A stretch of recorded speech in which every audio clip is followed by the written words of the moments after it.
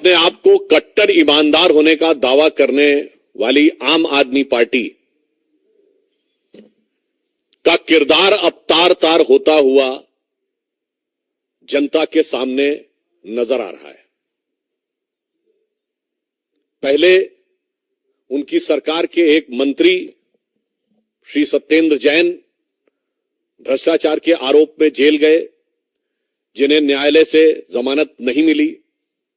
फिर एक स्टेप और ऊपर गया, उप मुख्यमंत्री मनीष सिसोदिया जी जेल गए और अब आम आदमी पार्टी के संसदीय दल के नेता श्री संजय सिंह, कोई सामान्य व्यक्ति नहीं है, संसदीय दल के नेता हैं, leader of the parliamentary party, वो भ्रष्टाचार के आरोप में रिमांड पर हैं। अतः अब यह साफ हो गया है कि आम आदमी पार्टी में भ्रष्टाचार एक आम बात होती चली जा रही है और उसे नित नए खुलासे होना भी बहुत आम बात हो रही है। अब कोई खास बात नहीं रह गई है। और जिस प्रकार से मंत्री, उप मुख्यमंत्री और नेता संसदीय दल उत्तरोत्तर भ्रष्टाचार में आरोपित होते चले जा रहे हैं, उससे मैं कहना चाहूंगा कि एक कट्टरता का किरदार पूरी तरीके से तार तार हो रहा है। यहां पर हम यह भी कहना चाहेंगे कि जिस प्रकार के अनर्गल निराधार आरोप आम आदमी पार्टी लगाने का प्रयास करती है, तो हम यह भी स्पष्ट करना चाहते हैं कि न्यायालय ने जो निर्णय दिया है उसमें स्पष्ट रूप से, अब देखिए बहुत साफ है, पैसे का लेन देन, चुनाव में उसका प्रयोग, और उससे गंभीर बात है, साक्ष्य ये आए हैं कि पॉलिसी में चेंज इस आधार पर किया गया है और यह चेंज नीतिगत है। नीतिगत है तो इसका मतलब पूरी पार्टी इसमें इन्वॉल्व है, विषय सिर्फ संजय सिंह जी का नहीं है। इसका मतलब हो गया कि नीतिगत निर्णय में पूरी पार्टी इन्वॉल्व है। और मुझे लगता है यह शराब का घोटाला तो इनके लिए वैसा बनता चला जा रहा है कि एक तरफ इन्होंने पॉलिसी विड्रॉ की, मैं इस बात को पुनः रीएम्फसाइज करना चाहता हूं, सीबीआई इंक्वायरी शुरू होते ही पॉलिसी विड्रॉ कर ली। क्यों विड्रॉ किया अगर सब कुछ सही था? और विड्रॉ करने के बाद आप उसको डिफेंड भी कर रहे हैं और डिफेंड करते हुए आप उस दलदल में धंसते हुए चले जा रहे हैं। क्योंकि जैसे कर्म किए हैं आम आदमी पार्टी ने, अब वो पूरी चुनौती के साथ उनके सामने आ रहे हैं। यहां पे मैं स्पष्ट करना चाहूंगा कि कल राउज एवेन्यू कोर्ट ने अपने निर्णय में पेज नंबर 10 के ऊपर जो लिखा है 15वें पॉइंट पे, जो ये कहने का प्रयास कर रहे हैं कि केस का आधार नहीं बनता है, उसमें बहुत स्पष्ट कहा है, hence in prima fascia view this court the fact stated that the material placed before the court nowhere shows that the suggest that his arrest in the present case is unwarranted and unreasonable। Hindi में कह दें, अदालत ने प्रथम दृष्टया यह विचार किया है और यह माना है कि यह कहीं से भी यह नहीं दर्शाता है कि वर्तमान मामले में गिरफ्तारी अनवारंटेड और अनरीजनेबल है। यानी यह कहना कि अनापेक्षित है या अनावश्यक है, यह उचित नहीं है। यह बहुत स्पष्ट रूप से कहा है।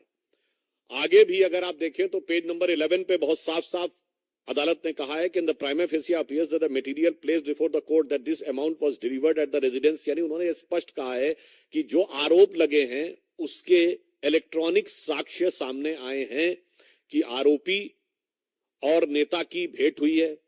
भेंट होने के बाद जो आरोप है पैसे की डिलीवरी का, वह भी इलेक्ट्रॉनिक साक्ष्यों के साथ मेल खाता हुआ नजर आ रहा है। अब मैं आपसे एक और पॉइंट कहना चाहूंगा कि जजमेंट के पॉइंट नंबर 13 को अगर आप पढ़ें पेज नंबर 12 पे, तो उसमें अंतिम 2 लाइनों में कोर्ट ये कहता है, दो the veracity of these statement will be tested during the course of trial only but for the purpose of investigation and such statement has to be believed and taken into consideration. उन्होंने कहा कि वास्तविकता में दोष का निर्धारण जांच के बाद होगा, पर प्रथम दृष्टया जो साक्ष्य हैं वो विश्वास करने योग्य और कार्रवाई शुरू करने योग्य नजर आ रहे हैं। तो अब इसमें कोई किंतु परंतु का स्कोप नहीं है। आगे भी बिंदु क्रमांक 14 में कोर्ट कहता है the material placed before the court and its direct nexus with the activities pertaining to the proceedings of the crime and the present case by way of receiving the above amount of rupees 2 crores have been shown, his sustained and custodial integration appears necessary। अर्थात न्यायालय ये कह रहा है कि जिस प्रकार के साक्ष्य आए हैं उसमें पैसे के लेन देन को लेकर जो तथ्य सामने दिखाई पड़ रहे हैं उनके अनुसार यह हिरासत में रखकर पूछताछ नेसेसरी अर्थात आवश्यक प्रतीत होता है।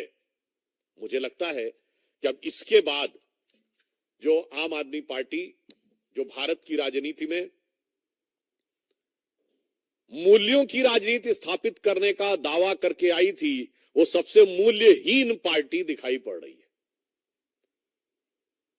और मैं कह सकता हूं कि दिल्ली की जनता आज अपने को ठगा हुआ महसूस कर रही है। और इसके साथ मैं ये भी कहना चाहूंगा अब एक के बाद एक नेता जिस प्रकार से उभरते चले आ रहे हैं इसमें तो ऐसा लगता है कि दारू के दरिया में पता नहीं कितने डूबे और उतराए हुए हैं। और मुझे तो वो पुराने गीत की पंक्ति याद आ जाती है, एक निकल रहा है मंत्री, फिर दूसरा डिप्टी सीएम, फिर तीसरा संसदीय दल का नेता और अभी आगे अल्लाह जाने क्या होगा आगे। तो मुझे वह पंक्ति याद आती है, जिसको देखो वही आज मदहोश है, आज तो ये दीवाना गजब ढा गया। मतलब अब एक के बाद एक जिस प्रकार के कैरेक्टर्स उभर के सामने आते जा रहे हैं, मुझे लगता है इसके बाद श्री केजरीवाल जी की बातों की निर्लज्जता और धृष्टता पूरी तरीके से जनता के सामने आ गई है। इसलिए हमारा ये मानना है कि अब ये देश की जनता के लिए भी एक विचार का विषय है, फूड फॉर थॉट है। जो लोग राजनीति में नए प्रयोग की बातें करते हैं, ये एक्सपेरिमेंटल पॉलिटिक्स का दौर अब नहीं है। भारत प्रखरता के साथ, दृढ़ता के साथ नई भूमिका को निभाने के लिए जहां विश्व पटल पर उभर रहा है, यहां ये तरह तरह के एक्सपेरिमेंट्स करने के प्रयास होते हैं। उन एक्सपेरिमेंट्स का परिणाम कितना दुखद और देश के लिए खतरनाक हो सकता है, और उन प्रयोगों के चेहरे पर चढ़ा हुआ मुखौटा कितनी जल्दी उतर सकता है, यह भी समझना चाहिए। बहुत स्पष्ट है कि अब किसी भी प्रकार का प्रयोग भारतीय राजनीति के लिए घातक हो सकता है। यह मेरे विचार से आम आदमी पार्टी के अन्ना आंदोलन से निकली आम आदमी पार्टी के इस चरित्र के बाद यह भी एक विचार के लिए तथ्य देश की जनता के सामने है और देश की प्रबुद्ध जनता इसे समझ रही होगी। धन्यवाद।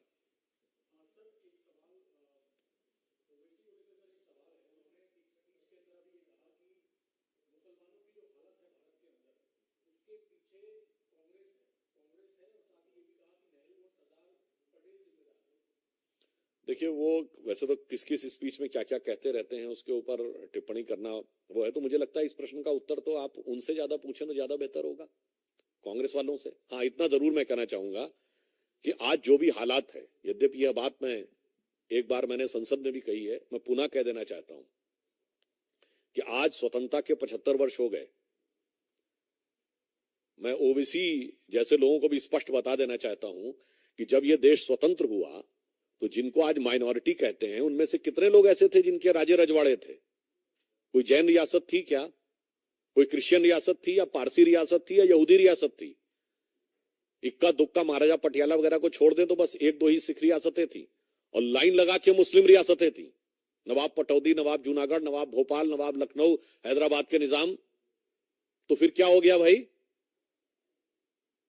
आप तो सुल्तान आलम थे, हुजूर नवाब थे, क्या हो गया? इसलिए मैं जो बात बोल चुका हूं, ओवैसी जी को समझना चाहिए कि जो हुक्मरान वक्त थे वो आज मजलूम हो गए, क्योंकि सेकुलरिज्म के जाल में ऐसे फंसे कि उल जलूल हो गए।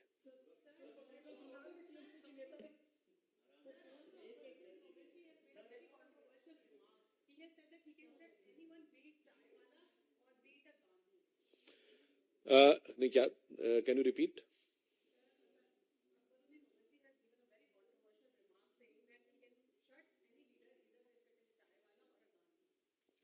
Actually, can you point out any of his statement which is non-controversial? There are certain leaders who live up their politics only on the basis of the controversy.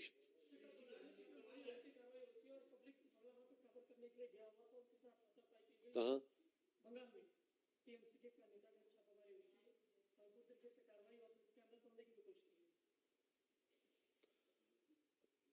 देखिए, पश्चिम बंगाल में जिस प्रकार का वातावरण है और पुलिस का जिस प्रकार का दुरुपयोग है, ये मैं नहीं कह रहा हूं, कांग्रेस पार्टी के संसदीय दल के नेता अधीर रंजन चौधरी ये कह चुके हैं कि there is no democracy in Bengal.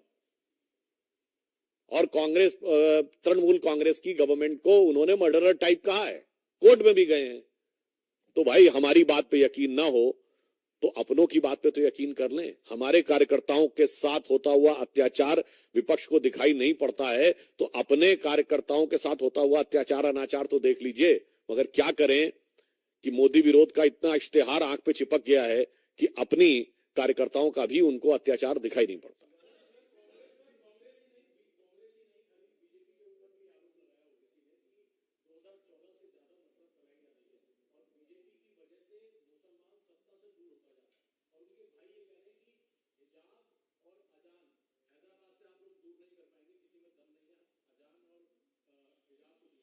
वैसे उन्होंने हैदराबाद की बात कही। आज तक हैदराबाद में हमारा शासन एक दिन भी नहीं रहा है और उनका 3-3 पीढ़ियों से वही हैदराबाद रिप्रेजेंट करते रहे हैं। पर हैदराबाद में वो घटनाएं होती थी जब विदेश से लोग आते थे और 10-10, 12-12 साल की मुस्लिम बच्चियों को टेक्निकली कहा जाता है कि शादी के नाम पर ले जाते थे और बेचने की, व्यवहारिक दृष्टि से वो बेचने की बातें होती थी। उसके लिए क्या बोले आज तक? उसके लिए कौन जिम्मेदार है? एक भी दिन शासन न करने वाली भाजपा या लगातार 75 साल शासन करने वाले सो कॉल्ड सेकुलर दल या पिछले 3 पीढ़ियों से उस इलाके में की नुमाइंदगी कर रहे आली जनाब सरताज सेकुलर सियासत असदुद्दीन ओवैसी।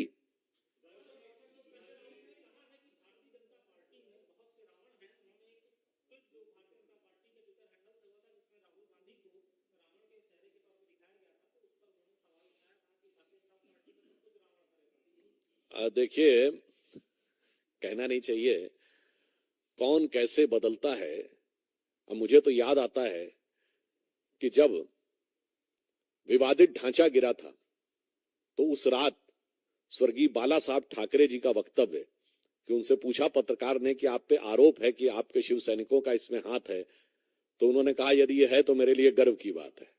हमारे नेता डिफेंसिव थे, बाला साहब ठाकरे जी ने यह बात बोली थी, मगर आज तो आप उनके साथ खड़े हो गए जिन्होंने गोलियां चलवाई थी। तो भाई, कौन राम के साथ है, कौन रावण के साथ है, कौन धर्म के साथ है, कौन अधर्म के साथ है, कौन अपने पूर्वजों की विरासत के साथ है और कौन उनके पूर्वजों की विरासत के साथ है, जनता को दिखाई पड़ रहा है।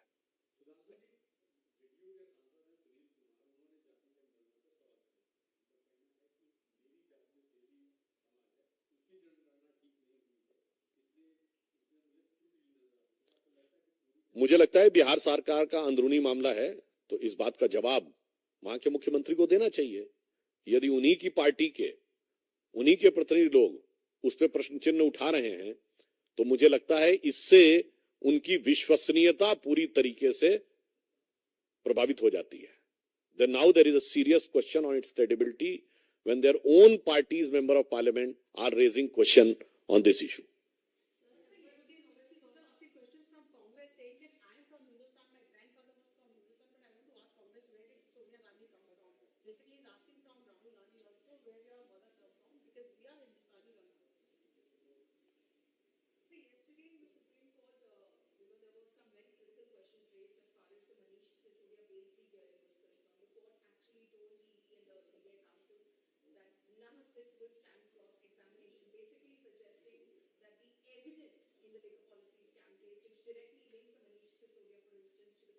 The fact of the matter is that since several months, former Deputy Chief Minister Shri Manish Sisodia ji is under jail, and that too with a proper judgment of the court.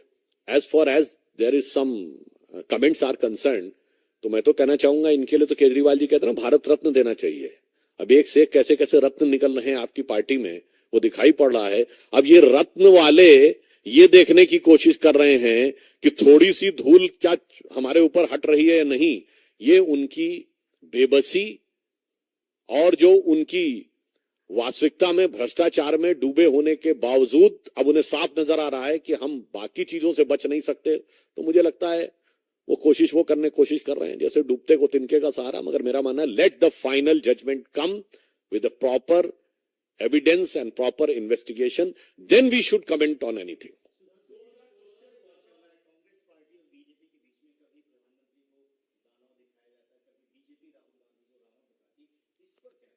प्रधानमंत्री जी के बारे में कोई आज से थोड़ी चल रहा है. 2007 से जब सोनिया गांधी जी ने प्रधानमंत्री जी के बारे में बोला था मौत के सौदागर शब्द, तब से चल रहा है. और प्रधानमंत्री जी के बारे में तो आपको पता ही है, जब उनसे पूछा गया था विदेश में कि आपने, अब तो 9.5 साल हो गए, उस समय शायद 6 साल हुए थे, कि आप 24/7 काम करते हैं तो इतनी ऊर्जा कहां से लाते हैं. तो उन्होंने यही जवाब दिया था ना कि रोज 1 से 1.5 किलो गाली खाता हूं और उससे ऊर्जा पाता हूं, फिर आपकी सेवा में लग जाता हूं.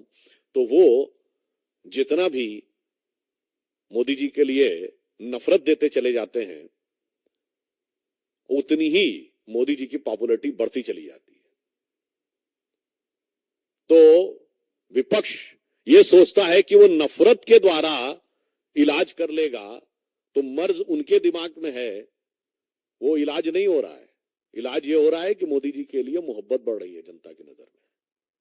तो वो जो पुराना शेर है उसको घुमा के मैं कहना चाहूंगा कि मरीजे नफरते मोदी पर लानत खुदा की, मर्ज बढ़ता गया जो जो दवा की.